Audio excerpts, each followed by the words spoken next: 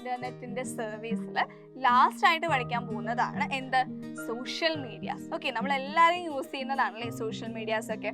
സാമൂഹിക മാധ്യമങ്ങൾ ഏതൊക്കെയാണ് നമ്മൾ യൂസ് ചെയ്യുന്ന സോഷ്യൽ മീഡിയാസ്? നമുക്ക് ഓരോന്നായിട്ട് നോക്കാം. ഫസ്റ്റ് വൺ വരുന്നതാണ് ഇന്റർനെറ്റ് ഫോറംസ്. ഓക്കെ, അതായത് ഇന്റർനെറ്റ് വേദികൾ. ഇതെന്താന്ന് വെച്ച് കഴിഞ്ഞാൽ ഇതൊരു ഓൺലൈൻ ഡിസ്കഷൻ വെബ്സൈറ്റ് ആണ്. അതായത് പല ടോപ്പിക്സിനെ പറ്റി various top issues like social, political, educational, ഇങ്ങനെ ഏതെങ്കിലും പല രീതിയിലുള്ള ടോപ്പിക്കുകളെ കുറിച്ചിട്ട് നമുക്ക് ഇൻഫോർമേഷൻസ് എക്സ്ചേഞ്ച് ചെയ്യാൻ പറ്റുന്ന ഒരു വെബ്സൈറ്റ് ആണ് ഇന്റർനെറ്റ് ഫോറം എന്ന് പറയുന്നത്. ഇത് ഏത് ഫോർമാറ്റിലാണ് ഈ ഒരു ഇൻഫോർമേഷൻസ് നമുക്ക് ഇതിൽ അവൈലബിൾ ആവുന്നത്? ടെക്സ്റ്റ് ഫോമിൽ. ഓക്കെ, അതായത് ഒരു ടെക്സ്റ്റ് ഫോർമാറ്റിലാണ് നമുക്ക് ഈ ഒരു ഇൻഫോർമേഷൻസ് ഒക്കെ ഈ ഒരു വെബ്സൈറ്റിൽ എക്സ്ചേഞ്ച് ചെയ്യാനായിട്ട് സാധിക്കുകയുള്ളൂ. അതാണ് ആദ്യം നമ്മൾ പറയുന്നത്. ദെൻ രണ്ടാമത് വരുന്നതാണ് സോഷ്യൽ ബ്ലോഗ്സ്. ഓക്കെ, അതായത് സാമൂഹിക ബ്ലോഗുകൾ. സോഷ്യൽ ബ്ലോഗ്സ് എന്ന് പറഞ്ഞാൽ അതിനൊരു ബെസ്റ്റ് എക്സാമ്പിൾ ആയിട്ട് നമുക്ക് പറയാൻ പറ്റുന്നതാണ് blogger.com. അതായത് ഒരു പെർട്ടിക്കുലർ സബ്ജക്റ്റിനെ കുറിച്ച് അതിൻ്റെ എൻട്രീസും പോസ്റ്റും വെച്ചിട്ട് ഡിസ്കഷൻസ് കണ്ടക്ട് ചെയ്യുന്നതാണ് സോഷ്യൽ ബ്ലോഗ്സ് എന്ന് പറയുന്നത്. ദെൻ അത് കഴിഞ്ഞ് വരുന്നതാണ് മൈക്രോ ബ്ലോഗ്സ്. ട്വിറ്റർ എല്ലാവർക്കും അറിയാമല്ലോ. ഈ ഒരു ട്വിറ്റർ എന്ന് പറയുന്നത് ഒരു മൈക്രോ ബ്ലോഗ് ആണ്. ഓക്കെ, അതായത് it allows users to exchange short messages, multimedia files. എന്താണ് ചെറിയ മെസ്സേജ്, ഷോർട്ട് മെസ്സേജസും അതുപോലെ തന്നെ മൾട്ടിമീഡിയ ഫയൽസ്, അതായത് ഇമേജസ്, വീഡിയോസ്, ഇതൊക്കെ എന്ത് ചെയ്യാൻ പറ്റും? എക്സ്ചേഞ്ച് ചെയ്യാനായിട്ട് സാധിക്കും. എവിടെ? ഈ ഒരു മൈക്രോ ബ്ലോഗിൽ. അതിന് ഏറ്റവും പറയാൻ പറ്റുന്ന ഏറ്റവും ബെസ്റ്റ് എക്സാമ്പിൾ ആണ് ട്വിറ്റർ എന്ന് പറയുന്നത്. ഇനി വിക്കീസ്. വിക്കീസ് എന്ന് പറയുന്നത് എന്താ? വിക്കീസ് എന്ന് കേൾക്കുമ്പോൾ നിങ്ങൾക്ക് ചിലപ്പോൾ ഓർമ്മ വരാൻ ചാൻസ്, നിങ്ങൾ 10th വരെയൊക്കെ പഠിക്കുമ്പം അസൈൻമെൻറ്റും കാര്യങ്ങളൊക്കെ എഴുതാൻ വേണ്ടി വിക്കിപീഡിയ ഒക്കെ നോക്കാറുണ്ടാവും അല്ലേ? മിസ്സുമാർ നിങ്ങൾക്ക് സ്കൂളിലൊക്കെ ടീച്ചേഴ്സ് പറയുമ്പോഴെങ്കിൽ വിക്കിപീഡിയ നോക്കിക്കോ എന്ന് പറയും. അപ്പോൾ ഈ ഒരു വിക്കിപീഡിയ എന്ന് പറയുന്നതാണ് വിക്കീസിന് ഒരു ബെസ്റ്റ് എക്സാമ്പിൾ ആയിട്ട് നമുക്ക് പറയാൻ പറ്റുന്നത്. അതായത് in this we can give our contribution regarding various topics. അതായത് പല ടോപ്പിക്സ് റിഗാർഡ് ചെയ്ത് നമുക്ക് കോൺട്രിബ്യൂഷൻസ് കൊടുക്കാൻ സാധിക്കും ഈ ഒരു വിക്കീസിൽ. ഓക്കെ, പിന്നെ വരുന്നതാണ് സോഷ്യൽ നെറ്റ്വർക്ക്. ഓക്കെ, അതായത് നമ്മുടെ ഫേസ്ബുക്ക്. ഓക്കെ, ഇപ്പം എല്ലാവരും ഇൻസ്റ്റാഗ്രാമും വാട്സപ്പൊക്കെ ആയിരിക്കും യൂസ് ചെയ്യുന്നത്. എന്നാൽ നമ്മുടെ ഫേസ്ബുക്ക് എന്നൊക്കെ പറയുന്നത് ഇതൊക്കെ എന്താണ്? ഈ ഒരു ഇൻസ്റ്റാഗ്രാം എന്നൊക്കെ പറയുന്നത് എല്ലാം എന്താണ്? സോഷ്യൽ നെറ്റ്വർക്ക്സ് ആണ്. ഓക്കെ, അപ്പോൾ by using this website we can post our data and view others data. എന്താണ് നമ്മളുടെ ഈ ഒരു ഫേസ്ബുക്കും ഇൻസ്റ്റാഗ്രാമിലൊക്കെ നമ്മൾ എന്താ ചെയ്യുന്നത്? ശരിക്കും നമ്മുടെ ഡേറ്റാസ് നമ്മൾ പോസ്റ്റ് ചെയ്യും അല്ലേ? അതുപോലെ തന്നെ മറ്റുള്ളവരുടെ ഡേറ്റാസ് അവർ പോസ്റ്റ് ചെയ്യുന്നത് നമുക്കത് കാണാനും സാധിക്കും. ഓക്കെ, അപ്പോൾ അതാണ് ഇവിടെ സംഭവിക്കുക. Okay, then content communities. Content communities എന്ന് പറയുമ്പോൾ എന്താ? നമ്മുടെ യൂട്യൂബ്. ഓക്കെ, നമ്മളെല്ലാവരും കാണുന്ന യൂട്യൂബ് എന്ന് പറയുന്നത് ഒരു കണ്ടന്റ് കമ്മ്യൂണിറ്റിയാണ്. അതായത് നമുക്ക് ഈ ഒരു വെബ്സൈറ്റിൽ നമുക്ക് എന്ത് ചെയ്യാൻ സാധിക്കും? മൾട്ടിമീഡിയ ഫയൽസ്, അതായത് വീഡിയോസ് ഒക്കെ അല്ലേ? മൾട്ടിമീഡിയ ഫയൽസ് നമുക്ക് ഇതിൽ ഷെയർ ചെയ്യാൻ സാധിക്കും. അതാണ് കണ്ടന്റ് കമ്മ്യൂണിറ്റീസ് എന്ന് പറയുന്നത്. ഓക്കെ, അപ്പോൾ ക്ലിയർ ആയാലോ ഏതൊക്കെയാണ് നമ്മളുടെ സോഷ്യൽ നെറ്റ്വർക്ക്സ്? അല്ലെങ്കിൽ എന്താണ് നമ്മൾ പറഞ്ഞത്? നമുക്ക് ഹെഡിങ് എന്തായിരുന്നു? നമ്മുടെ സോഷ്യൽ മീഡിയാസ് അല്ലേ? ഓക്കെ, അപ്പം ഇന്റർനെറ്റ് ഫോറംസ് പറഞ്ഞു, സോഷ്യൽ ബ്ലോഗ്സ് പറഞ്ഞു, micro blog, wikis, social network and finally content communities. അപ്പോൾ ഇത്രയും കാര്യങ്ങളാണ് നമ്മൾ പറഞ്ഞത്. ക്ലിയർ ആണല്ലോ? ഇതെല്ലാം അറിയാവുന്ന കാര്യങ്ങളാണ്. അതിൻ്റെ എക്സാമ്പിൾ ഓർത്ത് വെച്ചാൽ തന്നെ നിങ്ങൾക്ക് അതെന്താണെന്ന് എഴുതാനായിട്ട് സാധിക്കും. ഓക്കെ, ഇത് ഡീറ്റെയിൽ ആയിട്ട് പറഞ്ഞു തരേണ്ട ആവശ്യമൊന്നുമില്ലെന്ന് അറിയാം. ഇനി നമ്മൾ എല്ലാവരും സോഷ്യൽ മീഡിയാസ് യൂസ് ചെയ്യുന്ന ആൾക്കാരാണ്. അപ്പോൾ ഇത് യൂസ് ചെയ്യുന്നത് കൊണ്ട് അഡ്വാൻറ്റേജസും ഉണ്ട്, ലിമിറ്റേഷൻസ് ഉണ്ട്. നിങ്ങൾക്കറിയാവുന്ന കാര്യമാണ്. ചിലരൊക്കെ ഇതിൽ അഡിക്റ്റ് ആയിട്ട് പോയ ആൾക്കാരുണ്ടാവും അല്ലേ? അപ്പോൾ ഇതിൻ്റെ അഡ്വാൻറ്റേജസ് എന്ന് പറയുന്നത് എന്താ? Bring people together. അതായത് ഒത്തിരി ദൂരത്തിരിക്കുന്ന ആൾക്കാരെ ആണെങ്കിൽ പോലും നമുക്ക് ഈ ഒരു സോഷ്യൽ മീഡിയയിൽ നമുക്ക് എന്ത് ചെയ്യാൻ സാധിക്കും? ഒന്നിച്ച് കൊണ്ടുവരാനായിട്ട് സാധിക്കും അല്ലേ? ഇനി plan and organise events. Okay, നമുക്ക് ഒരു ഇവൻറ്റ്സ് ഒക്കെ പ്ലാൻ ചെയ്യാനും ഓർഗനൈസ് ചെയ്യാനും എന്ത് ഹെൽപ്പ് ചെയ്യും? ഈ ഒരു സോഷ്യൽ മീഡിയാസ് ഹെൽപ്പ് ചെയ്യാറുണ്ട്. Then business promotions. എന്തോരം പേരാണല്ലോ ഈ ഒരു സോഷ്യൽ മീഡിയ യൂസ് ചെയ്ത് ബിസിനസ് ചെയ്യുന്നത്? നമുക്ക് ഓൺലൈൻ ബിസിനസ്സുകൾ ചെയ്യുന്നവരുണ്ട്, അല്ലെങ്കിൽ അവർ ചെയ്യുന്ന ഓൾറെഡി അവർക്കുള്ള ഇപ്പോൾ ഷോപ്പുകളൊക്കെ ആണെങ്കിലോ എന്തെങ്കിലും ബിസിനസ് ഒക്കെ ഉണ്ടെങ്കിൽ അതിന് പ്രൊമോഷൻസ് ഇതിലൂടെ കൊടുക്കാറുണ്ട് അല്ലേ? അപ്പോൾ അതൊക്കെ നമുക്ക് എന്താണ്? ഇതിൻ്റെ ഒരു അഡ്വാൻറ്റേജ് ആണ്. Then social skills. ഓക്കെ, അപ്പോൾ ഇതൊക്കെ നമുക്ക് അഡ്വാൻറ്റേജ് ആയിട്ട് പറയും. ഇനി ഇതിന് നേരെ ഇപ്പുറത്ത് എന്തുണ്ട്? ലിമിറ്റേഷൻസും ഉണ്ടല്ലേ? അതായത് ഇൻട്രൂഷൻ ടു പ്രൈവസി. അതായത് ഏറ്റവും ബെസ്റ്റ് എക്സാമ്പിൾ നമ്മൾ യൂസ് ചെയ്യുന്ന ഈ ഒരു ഫേസ്ബുക്കും ഇൻസ്റ്റാഗ്രാമിലൊക്കെ നമ്മുടെ ഡേറ്റാസ് ആണ് നമ്മൾ അവിടെ കൊടുക്കുന്നത്. അപ്പോൾ അതുകൊണ്ട് തന്നെ എന്താ? നമ്മുടെ പ്രൈവസിയിൽ ഇടപെടാനായിട്ട് അതൊരു കാരണമാവാറുണ്ടല്ലോ. ഒത്തിരി പേർക്ക് ഇപ്പം ചിലരുടെയൊക്കെ പ്രൊഫൈലൊക്കെ ഹാക്കായി എന്നൊക്കെ നമ്മൾ പറയാറുണ്ടല്ലോ. ഓരോരുത്തരുടെ ഫോട്ടോസൊക്കെ മിസ്യൂസ് ചെയ്യുന്ന കാര്യങ്ങളൊക്കെ നമ്മൾ കേട്ടിട്ടുണ്ട്. അപ്പോൾ ഇതൊക്കെ എന്താണ്? ഇതിൻ്റെ ഒരു ലിമിറ്റേഷനാണ്. ഓക്കെ, ദെൻ അഡിക്ഷൻ ആണല്ലേ? ഏത് നേരം നോക്കിയാലും ഇതിൽ തന്നെ നോക്കിയിരിക്കുന്ന ആൾക്കാരുണ്ടാവും. നിങ്ങളുടെ ഇടയിലും ചിലപ്പോൾ ഉണ്ടാവും. അപ്പോൾ അതാണ് അഡിക്ഷൻ എന്ന് പറഞ്ഞ് നമ്മൾ ഉദ്ദേശിക്കുന്നത്.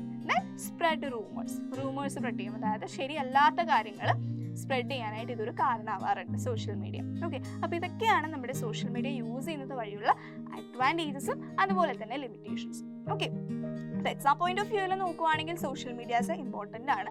ചിലപ്പോൾ ഇതിൻ്റെ അകത്ത് ഏതെങ്കിലുമൊക്കെ ചിലപ്പോൾ ഇൻ്റർനെറ്റ് ഫോറം എന്താണ്, അല്ലെങ്കിൽ മൈക്രോ ബ്ലോഗും അതുപോലെ സോഷ്യൽ ബ്ലോഗും തമ്മിലുള്ള ഡിഫറൻസ് എന്താണ്, ഇങ്ങനെയൊക്കെ ചിലപ്പോൾ ക്വസ്റ്റ്യൻസ് ഒക്കെ ചോദിക്കും. ഓക്കെ, അപ്പോൾ ഇതൊക്കെ എന്താണെന്നുള്ളത് അറിഞ്ഞിരിക്കുക, അങ്ങോട്ടും ഇങ്ങോട്ടും മാറിപ്പോകരുത്. ഏറ്റവും ബെസ്റ്റായിട്ട് നിങ്ങൾ ഓരോന്നിൻ്റെ എക്സാമ്പിൾ ഓർത്ത് വെച്ച് കഴിഞ്ഞാൽ നിങ്ങൾക്ക് അതിൻ്റെ ഡെഫിനേഷൻ ഓരോ സിംഗിൾ ലൈനിൽ തീരാവുന്ന ഡെഫിനേഷൻസ് അല്ലേ ഉള്ളൂ. അപ്പോൾ ആ ഒരു ഡെഫിനേഷൻസ് പഠിച്ചു വെക്കുക. പിന്നെന്താ ഈ ഒരു അഡ്വാൻറ്റേജസും ലിമിറ്റേഷൻസും അത് നിങ്ങൾക്ക് അറിയാവുന്ന കാര്യമാണ് അല്ലേ. അപ്പോൾ അതും അങ്ങനെ എഴുതാം. ഓക്കെ, ക്ലിയർ ആണല്ലോ.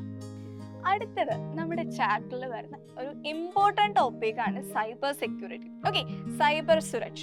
നമുക്കറിയാം ഇപ്പോഴത്തെ ഈ ഒരു ജനറേഷനിൽ നമ്മൾ ഒത്തിരി കാര്യങ്ങളും മെജോറിറ്റി ഒരു 90% കാര്യങ്ങളും നമ്മൾ ഇൻ്റർനെറ്റിൻ്റെ സഹായത്തോടെ ചെയ്യുന്ന ആൾക്കാരാണല്ലേ. അതായത് ഇപ്പോൾ ഓൺലൈൻ ബാങ്കിങ് എന്ന് പറയുമ്പോൾ എന്താ, നമ്മുടെ ക്രെഡിറ്റ് കാർഡ് ഡീറ്റെയിൽസ് ഒക്കെ നമ്മൾ ഇൻ്റർനെറ്റിൽ കൊടുക്കുന്നുണ്ട്. അതുപോലെ തന്നെ നമ്മൾ ബിസിനസ് ചെയ്യുന്നവരുണ്ട്. ഓക്കെ, അതുപോലെ ഇപ്പോൾ നമ്മുടെ ഇന്ത്യൻ റെയിൽവേ സിസ്റ്റം എടുക്കുകയാണെങ്കിൽ തന്നെ ടിക്കറ്റ് സെല് ചെയ്യാൻ വേണ്ടിയിട്ടും അതുപോലെ ട്രെയിനിൻ്റെ റണ്ണിങ് സ്റ്റാറ്റസും ഇതൊക്കെ നമുക്ക് ഇൻ്റർനെറ്റ് വഴി നമുക്ക് നോക്കിക്കഴിഞ്ഞ് കഴിഞ്ഞാൽ അവൈലബിൾ ആയിട്ട് കിട്ടും.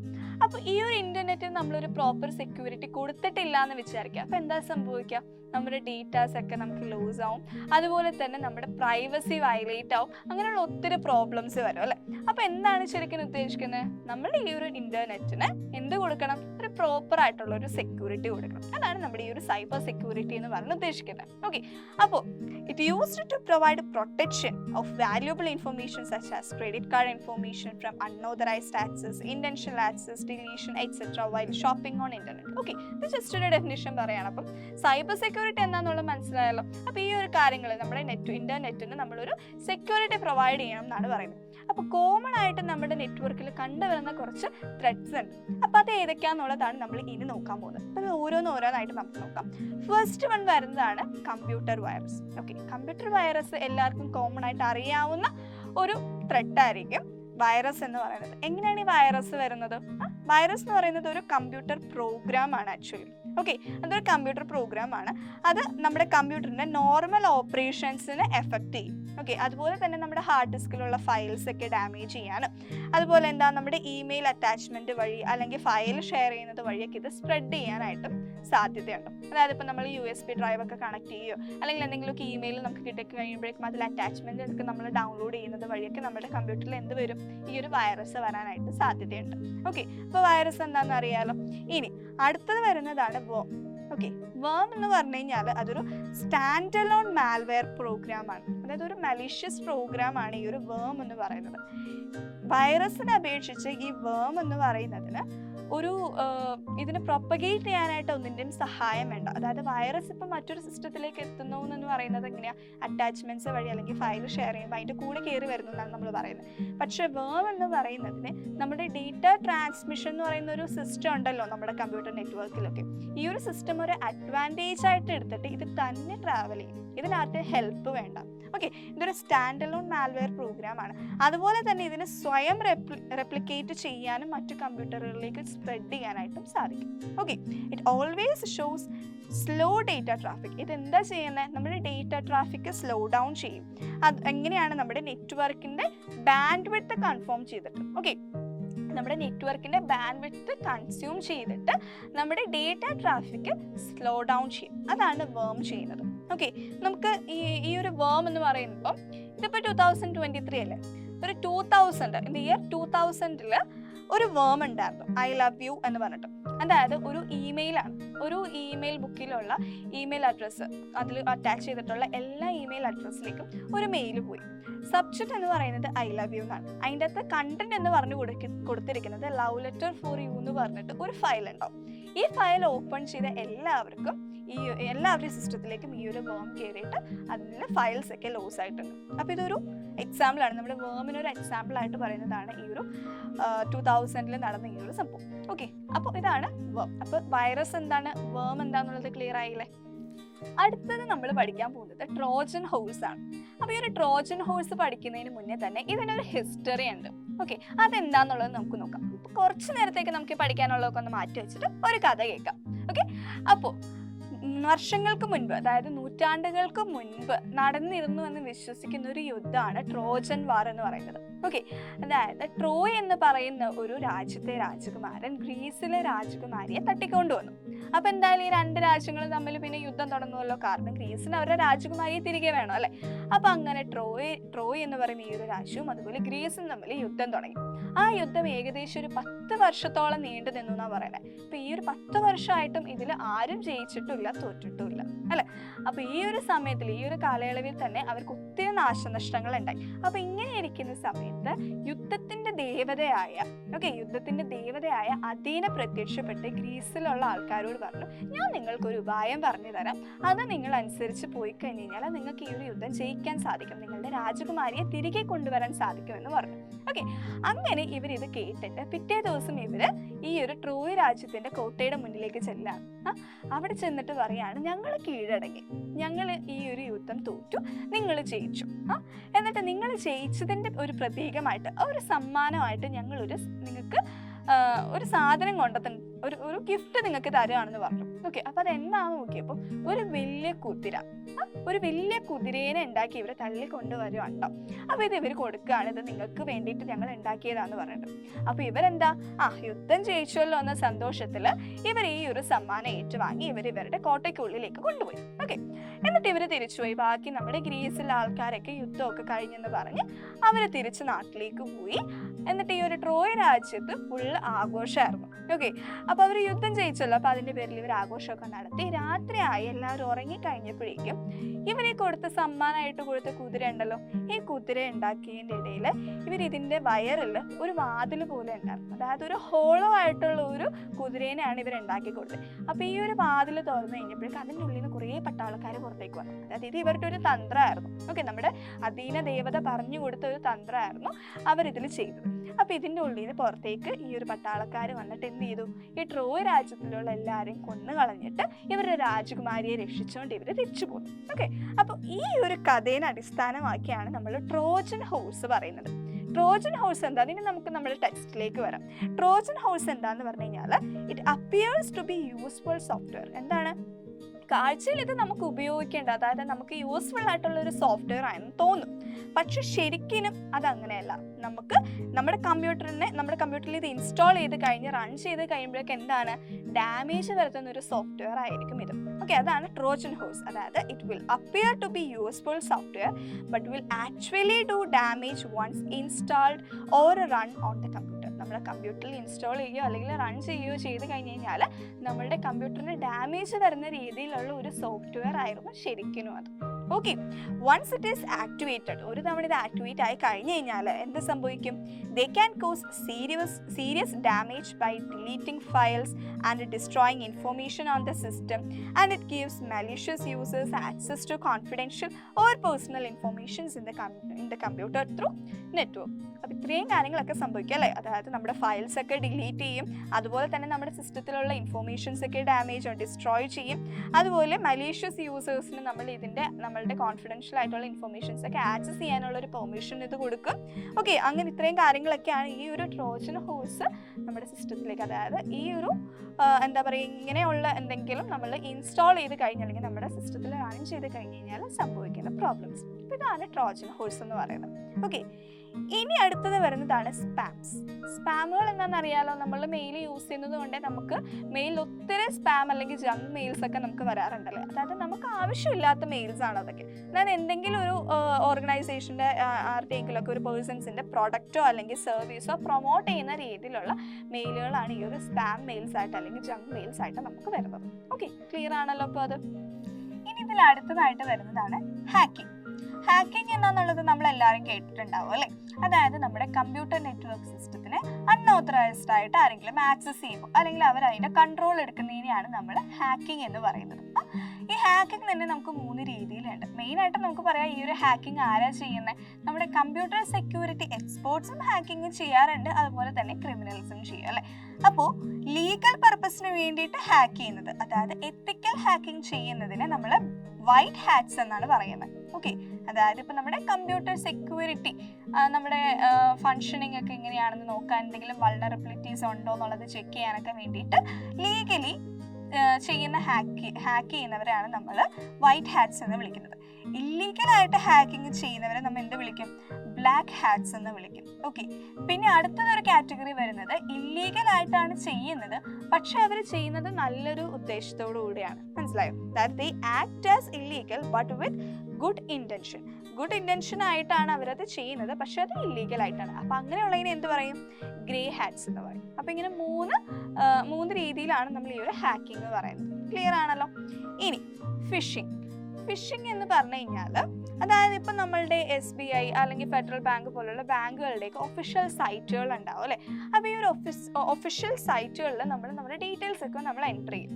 അപ്പോൾ ഫിഷിംഗ് എന്ന് പറഞ്ഞു കഴിഞ്ഞാൽ ഏകദേശം കാണാൻ ഇതുപോലെ തന്നെ ഇരിക്കുന്ന അൺഓതറൈസ്ഡ് ആയിട്ടുള്ള വെബ്സൈറ്റുകൾ ക്രിയേറ്റ് ചെയ്യും. ഓക്കെ, എന്നിട്ട് ആ വെബ്സൈറ്റ് ഒറിജിനൽ ആണെന്ന് വിചാരിച്ച് നമ്മൾ നമ്മുടെ ഡേറ്റാസ് അതിൽ ആഡ് ചെയ്ത് കൊടുക്കും. അതായത് it is an attempt to get others information such as user name, passwords, bank account details etcetera by acting as authorised website. എന്താണ്? ഓതറൈസ്ഡ് വെബ്സൈറ്റ് ആയിട്ട് ആക്ട് ചെയ്തുകൊണ്ട് നമ്മളുടെ ഡീറ്റെയിൽസ് ഇവരെടുക്കുന്നു. അങ്ങനെയാണ് ഫിഷിംഗ് എന്ന് പറയുന്നത്. Phishing website have URLs and home pages similar to their original ones. എന്താണ്? Original വെബ്സൈറ്റിനോട് similar ആയിട്ടുള്ള URLും അതുപോലെ തന്നെ അതിൻ്റെ ഹോം പേജും ആയിരിക്കും ഈ ഒരു ഫിഷിംഗ് വെബ്സൈറ്റ്സിന് ഉണ്ടാവുന്നത്. അപ്പോൾ ഇതുപോലുള്ള വെബ്സൈറ്റ് ക്രിയേറ്റ് ചെയ്യുന്നതിനെയാണ് നമ്മൾ സ്പൂഫിംഗ് എന്ന് വിളിക്കുന്നത്. Okay, the act of creating such a misleading website is called spoofing.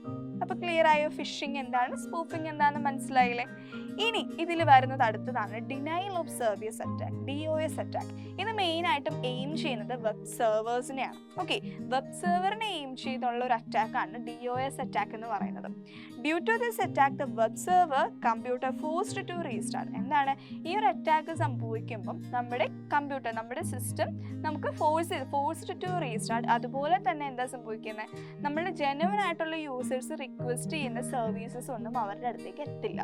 Okay, അങ്ങനെയാണ് ഈ ഒരു DOS അറ്റാക്ക് സംഭവിച്ചു കഴിഞ്ഞ് കഴിഞ്ഞാൽ ഉണ്ടാവുന്ന കാര്യം. Okay, this attack can be done using one computer. ഈ ഒരു DOS അറ്റാക്ക് ഒരു കമ്പ്യൂട്ടർ വെച്ചിട്ട് ചെയ്യാനായിട്ട് സാധിക്കും. അതിനെ നമ്മൾ ഡിനയൽ ഓഫ് സർവീസ് അറ്റാക്ക് എന്നും, ഒത്തിരി അതായത് more than one computer use ചെയ്തിട്ടാണ് ഈ ഒരു DOS അറ്റാക്ക് നടത്തുന്നതെങ്കിൽ അതിനെ distributed denial of service attack എന്ന് വിളിക്കും. ഓക്കെ, ക്ലിയർ ആയോ? അതായത് DOS അറ്റാക്ക് മെയിനായിട്ടും എയിം ചെയ്യുന്നത് web സെർവേഴ്സിനെയാണ്.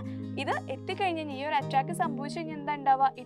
It results in forced to restart and it results refusal of services to the genuine users. Okay, അത് ഒരു കമ്പ്യൂട്ടർ വെച്ചിട്ടും ചെയ്യാം, അതുപോലെ ഒന്നിൽ കൂടുതൽ കമ്പ്യൂട്ടേഴ്സ് വെച്ചിട്ടും ഈ ഒരു DOS അറ്റാക്ക് നടത്തുന്നതാണ്. ഓക്കെ, എന്നാൽ ഇതിൽ ഫൈനലായിട്ട് വരുന്നതാണ് man in the middle attack. Okay, എന്താണ് man in the middle attack? പേര് പോലെ തന്നെ ഇപ്പം നമ്മളൊരു മെസ്സേജ് അയക്കണം. അപ്പം ഞാൻ നിങ്ങൾക്കൊരു മെസ്സേജ് അയക്കാമെന്ന് വിചാരിക്കും. ഓക്കെ, ഒരു ഡിജിറ്റലി ഞാനൊരു മെസ്സേജ് അയക്കാം.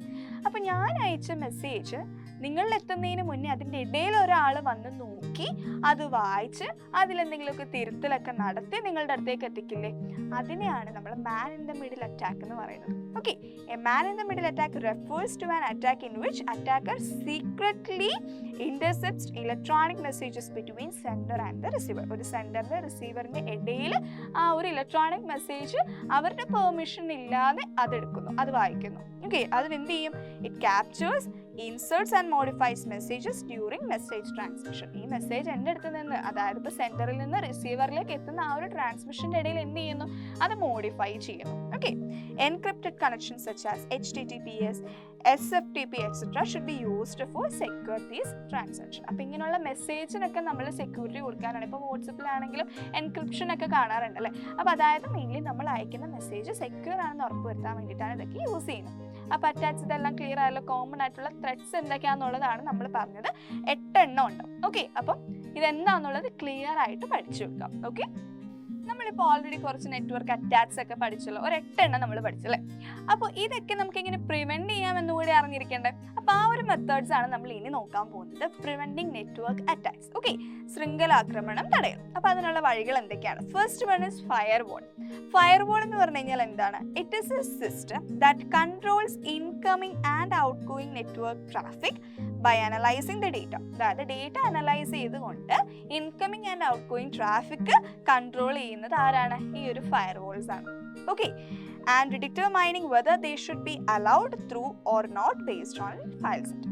ഓക്കെ, രണ്ടാമത് വരുന്നതാണ് ആന്റിവൈറസ് സ്കാനേഴ്സ്. ഇതൊക്കെ നമ്മളെല്ലാവരും നമ്മുടെ സിസ്റ്റത്തിലൊക്കെ ഉണ്ടാകുന്നതാണ് ആന്റിവൈറസ് സ്കാനേഴ്സ് എന്ന് പറയുന്നത്. Okay, they are tools used to detect malicious software. എന്താണ് ആന്റിവൈറസ് സ്കാനേഴ്സ് നമ്മൾ യൂസ് ചെയ്യുന്നത്?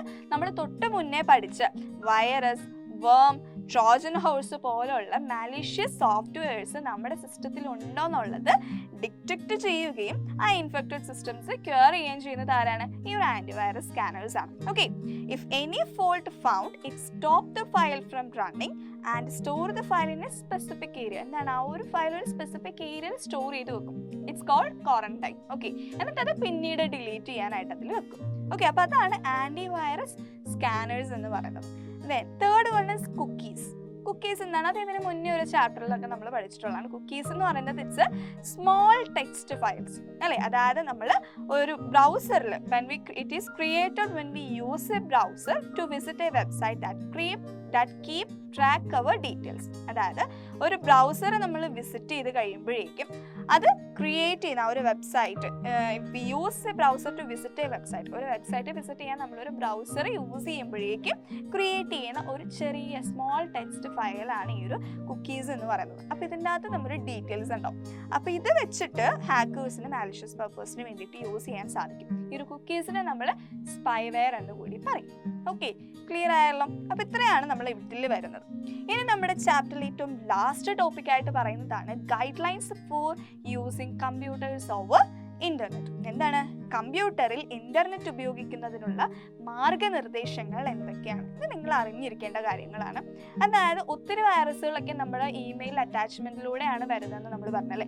അപ്പോൾ ആവശ്യമില്ലാത്ത ഇമെയിൽസ് നമ്മൾ ഓപ്പൺ ചെയ്യാതിരിക്കാം. Okay, emails may contain virus, so do not open any unwanted emails. Okay, download files only from reputed sources. കാണുന്നതിൽ നിന്നൊന്നും എടുത്ത് ഡൗൺലോഡ് ചെയ്യാതെ എന്ത് ചെയ്യാം? റെപ്യൂട്ടഡ് ആയിട്ടുള്ള സോഴ്സസിൽ നിന്ന് മാത്രം ഫയൽസ് ഡൗൺലോഡ് ചെയ്യാൻ ശ്രമിക്കുക. Then avoid clicking on popup advertisements. Okay, നമ്മളിപ്പോൾ എന്ത് നോക്കിയാലും നമുക്ക് കുറേ ആഡ് ഇങ്ങനെ കയറി വരുന്നത് കാണാം അല്ലേ? എന്തെടുത്താലും ഏതൊരു വെബ് പേജ് ഓപ്പൺ ചെയ്യാൻ നോക്കിയാലും അതിൽ ആഡൊക്കെ വരുന്നുണ്ടാവും. അപ്പോൾ നമുക്ക് ആവശ്യമില്ലാതെ വെറുതെ ഇങ്ങനെ വരുന്ന പോപ്പപ്പ് അഡ്വർടൈസ്മെന്റിലൊന്നും ക്ലിക്ക് ചെയ്യാതിരിക്കുക. Okay, then use USB with caution. Use strong passwords. Passwords എപ്പോഴും സ്ട്രോങ് ആയിട്ടുള്ളത് യൂസ് ചെയ്യുക. ഒരിക്കലും എല്ലാത്തിനും ഒരേ പാസ്വേഡ്സും കൊടുക്കാതിരിക്കുക. അതുപോലെ തന്നെ നിങ്ങളുടെ പേഴ്സണൽ ഡീറ്റെയിൽസ് പാസ്വേഡ്സിൽ കൊടുക്കരുത്. ഫോർ എക്സാമ്പിൾ നിങ്ങളുടെ phone number, date of birth, ഇതൊന്നും നിങ്ങൾ പാസ്വേഡ് ആയിട്ട് കൊടുക്കാതിരിക്കുക. Okay, use firewall in your computer and keep regular backup of your important files. Okay, നിങ്ങളുടെ വീട്ടിലെ സിസ്റ്റം എന്നൊക്കെ പറയുമ്പോഴേക്കും നമുക്കിപ്പോൾ എന്തെങ്കിലും സംഭവിച്ചു, എന്തെങ്കിലും കേട് വന്നു കഴിഞ്ഞാൽ അത് അങ്ങനെ തന്നെ പോവല്ലേ. ബാക്കി മറ്റു സെർവർ അല്ലെങ്കിൽ നെറ്റ്വർക്കിലുള്ള സിസ്റ്റം പോലെ അല്ല നമ്മുടെ പേഴ്സണൽ ഡിവൈസുകൾ. അപ്പോൾ ഇമ്പോർട്ടൻ്റ് ആയിട്ടുള്ള ഫയൽസ് എന്ത് ചെയ്യുക? അത് എപ്പോഴും ബാക്കപ്പ് ചെയ്ത് വെച്ചുകൊണ്ടിരിക്കുക. ഓക്കെ, അപ്പോൾ ഇത്രയാണ് നമ്മുടെ ഗൈഡ് ലൈൻസ് ആയിട്ട് പറയുന്നത്. ക്ലിയർ ആയല്ലോ? അങ്ങനെ നമ്മുടെ ചാപ്റ്റർ ഒക്കെ തീർന്ന സ്ഥിതിക്ക് നമുക്കിനി കുറച്ച് ക്വസ്റ്റ്യൻസ് നോക്കിയാലോ. ഫസ്റ്റ് ക്വസ്റ്റ്യൻ തന്നെ എന്താ നോക്കിക്കേ? അർപ്പാനെറ്റ് മീൻസ്, അതായത് അർപ്പാനെറ്റിന്റെ ഫുൾ ഫോം എഴുതാനാണ് ചോദിച്ചിരിക്കുന്നത്. അർപ്പാനെറ്റ് എന്തായിരുന്നു? നമ്മൾ ഈ ഒരു ചാപ്റ്റർ പഠിച്ചപ്പോൾ തന്നെ ഫസ്റ്റ് ടോപ്പിക് ആയിട്ട് എന്തായിരുന്നു പഠിച്ചത്? ഇന്റർനെറ്റിന്റെ ഹിസ്റ്ററി ആണ് പഠിച്ചത്. അപ്പോൾ ഫസ്റ്റ് ഫോം ഓഫ് ഇന്റർനെറ്റ് എന്ന് നമ്മൾ പഠിച്ചത് എന്താണ്? അർപ്പാനെറ്റ് ആയിരുന്നു. അപ്പോൾ അർപ്പാനെറ്റിന്റെ ഫുൾ ഫോം എന്താണ്? Advanced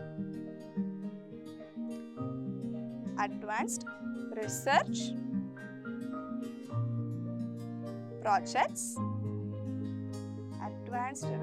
projects agency network. അതാണ് നമ്മുടെ അർപ്പാനെറ്റിന്റെ ഫുൾ ഫോം എന്ന് പറയുന്നത്. ഓക്കെ, ക്ലിയർ ആയല്ലോ? ഇനി the address bar is also known as. Okay, address bar എന്താണെന്ന് പറയുന്നത്? അഡ്രസ് ബാറിനെ നമ്മൾ URL എന്ന് കൂടി വിളിക്കും അല്ലേ? Okay, uniform resource locator. ഇനി the protocol for internet communication is dash. Internet കമ്മ്യൂണിക്കേഷന് വേണ്ടിയിട്ട് നമ്മൾ യൂസ് ചെയ്യുന്ന പ്രോട്ടോകോൾ ഏതായിരുന്നു? It is TCP/IP. Okay, TCP/IP protocol ആണ് നമ്മൾ എന്തിനു യൂസ് ചെയ്യുന്നത്? ഇന്റർനെറ്റ് കമ്മ്യൂണിക്കേഷന് വേണ്ടിയിട്ട് നമ്മൾ യൂസ് ചെയ്യുന്നത്. Then name the protocol used for email transmission across internet. Okay, എന്തായിരുന്നു? നമ്മൾ ഇന്റർനെറ്റിന്റെ ഇന്റർനെറ്റിന്റെ അല്ല, ഇമെയിലിന്റെ വർക്കിംഗ് പറഞ്ഞപ്പോഴേക്കും നമ്മൾ പറഞ്ഞു നമ്മൾ യൂസ് ചെയ്യുന്ന പ്രോട്ടോകോൾ ഏതായിരുന്നു? SMTP, അതായത് simple mail transfer protocol use ചെയ്തിട്ടാണ് ഇമെയിൽ ട്രാൻസ്മിഷൻ നടക്കുന്നത്. Okay, next question, what is browser? Browser എന്താണെന്ന് ചോദിച്ചിരിക്കുന്നത്. എന്താണ് ബ്രൗസർ എന്ന് പറയുന്നത്? It's a small piece of software that act as an interface between user and the internal working of internet അല്ലേ? അതായത് ഇന്റർനെറ്റിനും നമ്മുടെ യൂസറിനും ഇടയിൽ നിൽക്കുന്ന, it's act as an interface between these two. Okay, അപ്പോൾ ഇതൊരു ചെറിയൊരു സോഫ്റ്റ്വെയർ ആണെന്ന് നമ്മൾ പറഞ്ഞു. അതുപോലെ തന്നെ ഇതിന് ബെസ്റ്റ് എക്സാമ്പിൾ ആയിട്ട് നമുക്ക് അറിയാവുന്ന ബ്രൗസേഴ്സ് ഏതൊക്കെയാണ്? ഗൂഗിൾ ക്രോം, മോസില്ല ഫയർഫോക്സ്, ഇതൊക്കെ നമുക്ക് അറിയാവുന്ന ബ്രൗസറുകളാണ്. ഓക്കെ, അപ്പോൾ അതിൻ്റെ ഡെഫിനിഷൻ എന്താണെന്ന് എഴുതാം. മാക്സിമം ഇതിൻ്റെയൊക്കെ എക്സാമ്പിൾസ് അറിയാവുന്നുണ്ടെങ്കിൽ എക്സാമ്പിൾസ് വെച്ചിട്ട് ആൻസർ ചെയ്യാൻ ശ്രമിക്കുക. Next question is compare intranet and extranet. എന്താണ് ഇൻട്രാനെറ്റ് എന്ന് പറഞ്ഞാൽ? എന്തായിരുന്നു? ഒരു പ്രൈവറ്റ് ആയിട്ടുള്ള ഓർഗനൈസേഷൻ്റെ അല്ലെങ്കിൽ ഒരു കമ്പനിയുടെ പ്രൈവറ്റ് നെറ്റ്വർക്കിനെയാണ് നമ്മൾ ഇൻട്രാനെറ്റ് എന്ന് പറയുന്നത്. ഇനി എക്സ്ട്രാനെറ്റ് എന്ന് പറയുന്നത് എന്താണ്? ബിസിനസ് പാർട്ട്നേഴ്സിന് അല്ലെങ്കിൽ വെൻഡേഴ്സിനൊക്കെ കമ്പനിയുടെ റിസോഴ്സസ് ആക്സസ് ചെയ്യാൻ വേണ്ടിയിട്ട് അലൗ ചെയ്യുന്നതെയാണ് എക്സ്ട്രാനെറ്റ് എന്ന് നമ്മൾ പറയുന്നത്. Okay, then what do you mean by phishing? Phishing എന്ന് പറഞ്ഞു കഴിഞ്ഞാൽ എന്താണ്? ക്യാപ്ചറിങ് അവർ ഡീറ്റെയിൽസ് ലൈക്ക് എന്താ നമ്മുടെ യൂസർ നെയിംസ്, അതുപോലെ പാസ്വേഡ്സ്, ബാങ്ക് അക്കൗണ്ട് ഡീറ്റെയിൽസ് ഒക്കെ ഈ ഒരു ഫിഷിംഗ് വെബ്സൈറ്റ് യൂസ് ചെയ്തിട്ട് ആക്സസ് ചെയ്യുന്നതിനാണ്. അതായത് ഫിഷിംഗ് വെബ്സൈറ്റ് എന്ന് പറഞ്ഞു കഴിഞ്ഞാൽ നമുക്ക് കാണുമ്പോഴേക്കും അതൊരു ഓതറൈസ്ഡ് വെബ്സൈറ്റ് ആയിട്ട് തോന്നും. അതിൻ്റെ URL-ഉം അതിൻ്റെ ഹോം പേജൊക്കെ കണ്ടു കഴിഞ്ഞാൽ അത് ഒറിജിനൽ ആണെന്നേ നമുക്ക് തോന്നുള്ളൂ. അപ്പോൾ അതുപോലെ ഒറിജിനൽ ആയിട്ടുള്ള വെബ്സൈറ്റ്, ഒറിജിനൽ ആണെന്ന് തോന്നിക്കുന്ന ടൈപ്പ് വെബ്സൈറ്റ്സ് ക്രിയേറ്റ് ചെയ്ത് നമ്മളുടെ ഡീറ്റെയിൽസ് ഒക്കെ എടുക്കുന്നതിനെയാണ് ഫിഷിംഗ് എന്ന് നമ്മൾ പറയുന്നത്. അപ്പോൾ അങ്ങനെ ക്രിയേറ്റ് ചെയ്യുന്ന വെബ്സൈറ്റിനെ നമ്മൾ എന്താ പറയുന്നത്? അങ്ങനെ വെബ്സൈറ്റ് ക്രിയേറ്റ് ചെയ്യുന്നതിന് നമ്മൾ എന്താ പറയുന്നത്? സ്പൂഫിംഗ് എന്നാ പറയുന്നത്. Okay, list bad effects if any in using social media. Social media use ചെയ്യുന്നത് കൊണ്ടുള്ള ബാഡ് എഫക്ട്സ് എന്തൊക്കെയാണെന്ന് ചോദിച്ചിരിക്കുന്നത്. എന്തായിരുന്നു? ഫസ്റ്റ് തന്നെ അഡിക്ഷൻ ഉണ്ട്. ദെൻ സ്പ്രെഡ് റൂമേഴ്സ് സ്പ്രെഡ് ചെയ്യും. അതുപോലെ തന്നെ ഇൻട്രൂഷൻ ടു പ്രൈവസി. അപ്പോൾ ഈ 3 പോയിന്റ്സ് ആണ് നമ്മൾ മെയിനായിട്ടും ഇതിന്റെ ബാഡ് എഫക്ട്സ് ആയിട്ട് പറഞ്ഞത്. ഓക്കെ, ക്ലിയർ ആണല്ലോ? ഇനി write a short note on 3 topic വന്നിട്ടുണ്ട്. WiMAX, mobile broadband, micro blogs. Okay, WiMAX എന്ന് പറയുന്നത് എന്തായിരുന്നു? അത് നമുക്ക് ഒരു ആണ് പ്രൊവൈഡ് ചെയ്യുന്നത്. ഒരു മെട്രോപൊളിറ്റൻ ഏരിയ നെറ്റ്വർക്ക് നമുക്ക് പ്രൊവൈഡ് ചെയ്യുന്നുണ്ട്.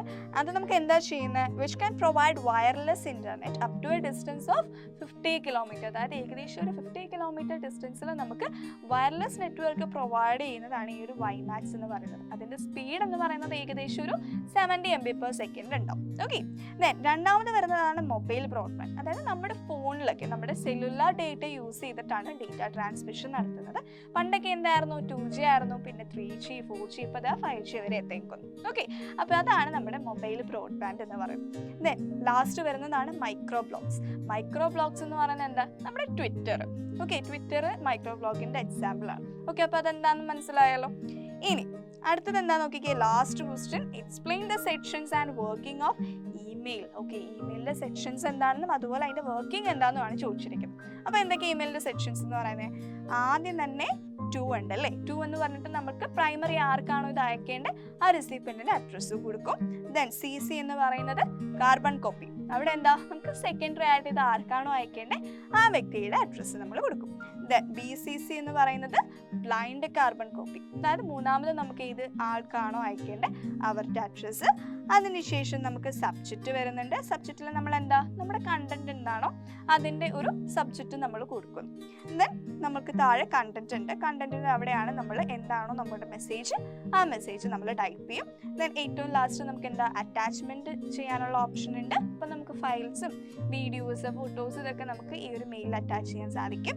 അതുപോലെ തന്നെ ഏറ്റവും ലാസ്റ്റ് എന്ത് വരും? നമുക്ക് സെൻഡ് എന്ന് പറഞ്ഞൊരു ബട്ടൺ ഉണ്ട്, ഫോർവേഡ് എന്ന് പറഞ്ഞിട്ടൊരു ബട്ടൺ ഉണ്ട്, റിപ്ലൈ എന്ന് പറഞ്ഞിട്ടൊരു ബട്ടൺ ഉണ്ട്. അപ്പോൾ അതൊക്കെ എന്തിനാണ് യൂസ് ചെയ്യുന്നതെന്ന് അറിയാലോ? അപ്പോൾ അതാണ് നമ്മുടെ ഇമെയിലിൻ്റെ സെക്ഷൻസ് എന്ന് പറയുന്നത്. ഇനി അതിൻ്റെ വർക്കിംഗ് എങ്ങനെയാണെന്നുള്ളത് എങ്ങനെയായിരുന്നു? നമ്മളൊരു ഫിഗർ ഒക്കെ വെച്ച് നമ്മൾ പഠിച്ചിരുന്നു അല്ലേ? 5 സ്റ്റെപ്സ്, 5-6 സ്റ്റെപ്സിൽ എൻഡ് ചെയ്യുന്ന ഒരു ഫിഗർ നമ്മൾ പഠിച്ചിരുന്നു. അതായിരുന്നു നമ്മുടെ ഇമെയിലിൻ്റെ വർക്കിംഗ് ആയിട്ട് പറഞ്ഞത്. അപ്പോൾ ആ ഒരു ഫിഗർ വരയ്ക്കുകയൊന്നും വേണ്ട, ജസ്റ്റ് ആ ഒരു പോയിന്റ് നോട്ട് ചെയ്താൽ മതി എങ്ങനെയാണ് അത് വർക്ക് ചെയ്യുന്നത്. മെയിനായിട്ടും നമ്മുടെ ഇമെയിൽ വർക്ക് ചെയ്യുന്നത് ഏത് പ്രോട്ടോക്കോളിലാണ്? Simple mail transfer protocol. ആ ഒരു പ്രോട്ടോക്കോളിൻ്റെ കാര്യം മിസ് ചെയ്യാതെ കൊടുക്കാം. ക്ലിയർ ആയോ? അപ്പോൾ എല്ലാ ക്വസ്റ്റ്യൻസും ഓക്കെ അല്ലേ? അങ്ങനെ നമ്മുടെ 9th ചാപ്റ്റർ ഇവിടെ എൻഡ് ചെയ്തു. നമ്മൾ ഫുൾ ചാപ്റ്റർ ടോപ്പിക്സ് എല്ലാം കവർ ചെയ്തു. അതുപോലെ തന്നെ എന്താ? നമ്മൾ കുറച്ച് ക്വസ്റ്റ്യൻസ് നോക്കിയല്ലേ? അപ്പോൾ ചാപ്റ്ററിൻ്റെ പേര് ഇൻ്റർനെറ്റ് എന്നായിരുന്നു. അപ്പോൾ ഈ ഒരു ചാപ്റ്റർ ഒരു തിയറി ചാപ്റ്റർ ആണ്. എന്നാൽ ഇതിൽ മെജോറിറ്റി കാര്യങ്ങളൊക്കെ നിങ്ങൾക്ക് അറിയാവുന്ന കാര്യങ്ങളാണ്. എന്നാൽ കുറേയൊക്കെ നിങ്ങൾ അറിഞ്ഞിരിക്കേണ്ട കാര്യങ്ങളുണ്ട്. അപ്പോൾ ഇന്ന് ഞാൻ പഠിപ്പിച്ചു തന്നതെല്ലാം നിങ്ങൾക്ക് ക്ലിയർ ആണെന്ന് ഞാൻ വിശ്വസിക്കുകയാണ്. ഇൻ കേസ് എന്തെങ്കിലും ഡൗട്ട്സ് ഉണ്ടെങ്കിൽ നിങ്ങൾ താഴെ കമൻറ്റ് സെക്ഷനിൽ ചോദിക്കാം. ഓക്കെ, അപ്പോൾ ഈ ഒരു ചാപ്റ്ററിൻ്റെ കൂടുതൽ നോട്ട്സും അതുപോലെ തന്നെ ഇത് റിലേറ്റ് ചെയ്യുന്ന കുറേ ക്വസ്റ്റ്യൻസും നമുക്ക് എക്സാം പോയിന്റ് ഗൈഡിൽ അവൈലബിൾ ആണ്. അപ്പോൾ ആ ഒരു ക്വസ്റ്റ്യൻസ് ഒക്കെ എടുത്ത് ജസ്റ്റ് നിങ്ങൾ ആദ്യം ഒന്ന് പഠിച്ചിട്ട് ആ ഒരു ക്വസ്റ്റ്യൻസ് ഒക്കെ ഒന്ന് വർക്കൗട്ട് ചെയ്ത് നോക്കാം. അപ്പോൾ ഇനി നമുക്ക് ഒരു ചാപ്റ്ററും കൂടെ ഉള്ളൂ ഈ ഒരു ടെക്സ്റ്റ് കംപ്ലീറ്റ് ആവാൻ വേണ്ടിയിട്ട് നമ്മുടെ +1 കമ്പ്യൂട്ടർ ആപ്ലിക്കേഷൻ കംപ്ലീറ്റ് ആവുന്നത് എപ്പോഴാണ്? ഇനി ഒരു ചാപ്റ്ററും കൂടെ കഴിഞ്ഞ് അതങ്ങ് തീരുകയാണ്. So see you in the next video. Bye.